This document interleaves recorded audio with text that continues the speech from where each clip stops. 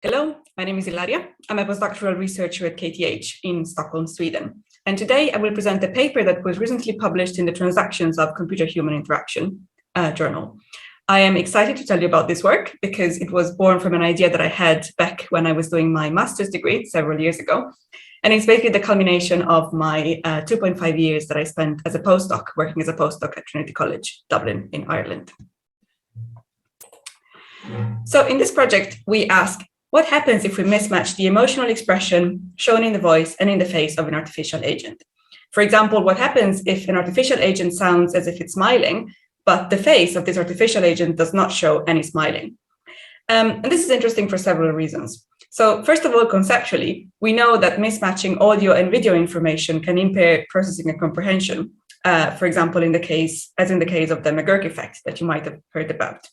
So in this phenomenon, most people will hear the person here, that I will play in a second, say the syllable da, whereas in reality, this is a video of a person saying the syllable ga with the audio of the person saying the syllable ba. So let me just play this. Ba, ba, ba, ba, ba, ba, ba. So you can let me know what you heard afterwards. But instead of syllables, in this work, we want to know what happens if we mismatch emotional expressions. Will we find a channel predominance, or will we find some kind of emotional McGurk effect? Or in other words, will we perceive the emotion conveyed by only one channel, or will we perceive a third emotion borne by the combination of the two channels, as is the case of the McGurk effect? And practically, I think this is also interesting and has implications for human-machine interactions, because very often the artificial agents that we want people to interact with, such as robots or avatars or stuff like that, have fixed or limited expressive capabilities. For example, the widely known, widely used social robot Pepper, which is pictured here, has a fixed facial expression, but we can still give it a voice that is more dynamically expressive. And even though artificial voices are improving all the time in terms of their expressivity, they still vary a lot. So this mismatch in the expressive capabilities of voices and faces of artificial agents is a potential problem. So to answer these questions, we looked at the effect of mismatching an emotional expression, the smiling, in the face and voice of an artificial agent. We created an avatar, and then we asked people to play a cooperative game with it, the lunar survival task, which is an item ranking task that can be used to measure cooperation and social influence. And we did this because we're not only interested in how people perceive the agent, but also how they behave during an interaction, which I think is quite important for the field of human-machine interaction. So first of all, to create the artificial agent, we recorded an actor in a motion capture studio, reading some sentences with and without a smiling expression. The facial movements were then used to animate a photorealistic avatar, to which we then added the audio recorded from the actor. In this way, we obtained 4 sets of videos. So we have here neutral voice over smiling face. The receiver transmitter might be useful, but only if someone happens to be near us. Smiling face over, smiling voice over smiling face. The receiver transmitter might be useful, but only if someone happens to be near us. Then we have smiling voice over neutral face. The receiver transmitter might be useful, but only if someone happens to be near us. And finally, neutral voice over neutral face. The receiver transmitter might be useful, but only if someone happens to be near us. And I just want to point out that the content of these utterances, so what this avatar is saying, is linked to the lunar survival task, which we will see in a moment. So here, for example, the avatar is describing an item, the receiver transmitter, which has to be ranked in the task. Oops. The receiver transmitter might be useful. Okay. So the experiment, the lunar survival task, proceeded as follows. First, people are told that to imagine that they have crash landed on the moon, and that they need to decide which objects to take with them on a long journey on foot to reach the base camp. And for this reason, they have to rank their 6 remaining intact objects in order of importance. So here they're shown pictures of the objects, and they rank them by dragging and dropping them in the desired order in this kind of column here. Then the agent appears in one of the 4 conditions and suggests a different ranking order, which is fixed.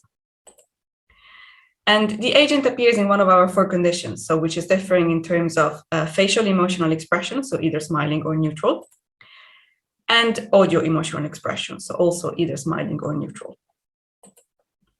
And finally, participants are asked to make a final ranking. And basically, this is made because then we can look at how different this final ranking is from their initial ranking and whether they took the agent's recommendations into account. And this is our behavioral measure of cooperation and social influence. And when the task is finished, then participants also filled out a questionnaire with some impressions of the agent.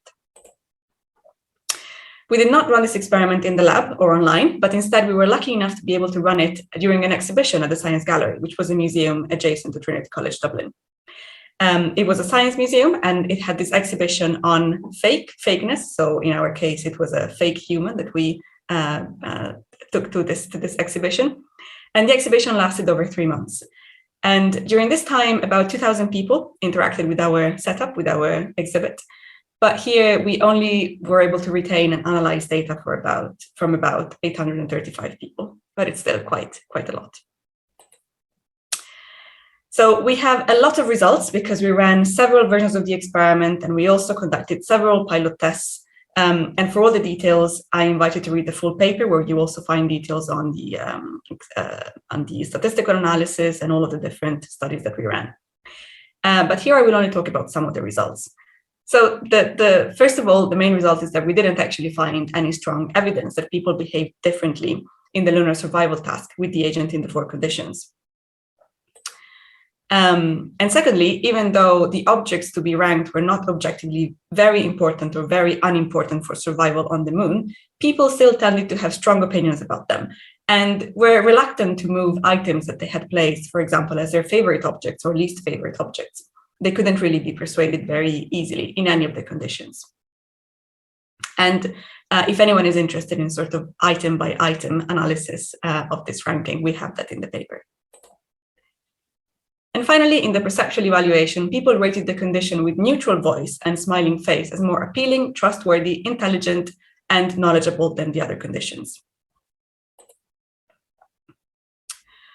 And so this to me has several implications for us, for the field of human-machine interaction. So first of all, as I said, our experiment was conducted in the wild, in a museum, where people were doing all sorts of things potentially at the same time while interacting with our agent. And so it is possible that our manipulations of an agent expression, so such sort of nuanced manipulations, are not perhaps noticeable or do not actually affect user behavior in such an environment so full of distractions. But this is something that we need to take into account, because most of the time when we want, when we will want people to interact with our agents in a sort of a natural way in their daily lives, then they will need to do so in such a wild, unconstrained environment. And we also found that context matters. And by this, I mean that, as I said, for example, people formed their own strong opinions, which were not necessarily justified, but still they were reluctant to let them go. And also something that we found was that perhaps because of the nature of the game, so this kind of stressful lunar survival game, certain emotional expressions might not have been suitable for such a stressful, even though fake, scenario. So it's something to take into account. And also, even though we did check for sort of linguistic balance of the utterances that our avatar uttered, it is still possible that people sort of, that the linguistic content of the utterances might have had an influence on how people perceived the avatar and reacted to the avatar. And this is it for today. Thank you very much for listening. I encourage you to ask me any questions and to read the paper for the full details. This was just like a very short walkthrough on the paper. And yeah, thank you very much.